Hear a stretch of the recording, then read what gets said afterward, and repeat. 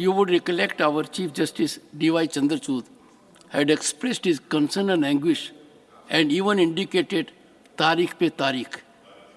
So as a matter of fact, this is a reflection of what is happening. Shrimati Darshana Singh.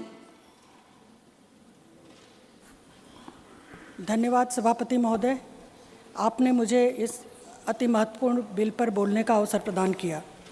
महोदय, माननीय प्रधानमंत्री जी के नेतृत्व में माननीय गृह मंत्री जी के दृढ़ निश्चय और संवेदनशीलता के परिणाम स्वरूप आज लगभग 150 वर्ष पुराने तीनों कानूनों में बदलाव करके 140 करोड़ भारत की जनता को न्याय दिलाने का कार्य किया गया है।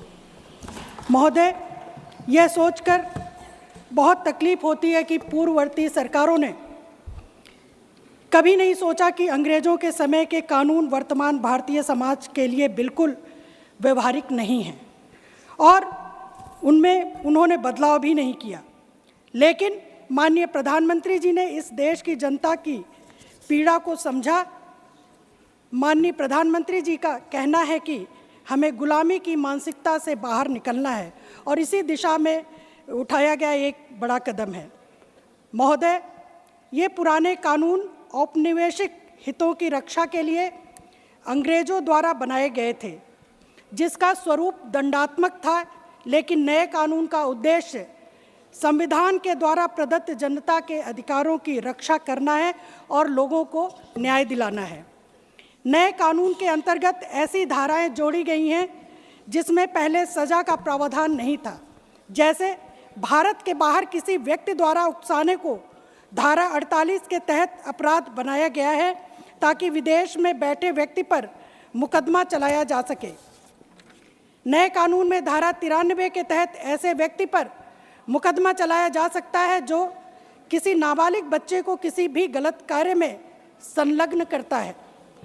महोदय, मोदी सरकार ने आतंकवाद पर जीरो टॉलरेंस की नीति को आगे बढ़ाते हुए खंड 113 में दंड का प्रावधान किया है, यानी कि मूल कानून में आतंकवाद का जिक्र किया है जो अभी तक नहीं था। महोदय, मोदी सरकार भारत की संप्रभुता, एकता और अखंडता बनाए रखने के लिए कृत संकल्प है। इसको खतरे में डालने वालों के खिलाफ भी धारा 150 के तहत एक नया अपराध जोड़ा गया है। सभापति महोदय, मोदी सरकार सबका साथ, सबका विकास, सबका विश्वास और सबका प्रयास मंत्र के साथ इन संवैधानिक लोकतांत्रिक आकांक्षाओं के अनुरूप सभी नागरिकों को शीघ्र अतिशीघ्र न्याय और सुरक्षा देने के लिए प्रतिबद्ध है, यानी कि मोदी की गारंटी है। महोदय, मोदी सरकार का डिजिटल भारत बनाने में एक बड़ा योगदान रहा है। नए साक्ष्य के रूप में मोदी सरकार ने इलेक्ट्रॉनिक या डिजिटल माध्यम को स्वीकार्यता प्रदान किया है और 7 साल से ज़्यादा सजा वाले कानूनों में फॉरेंसिक जांच को अनिवार्य किया है। महोदय, मोदी सरकार ने इस कानून के तहत जीरो FIR और EFIR की सुविधा दी है। इसका सबसे ज़्यादा लाभ देश की महिलाओं को मिलेगा।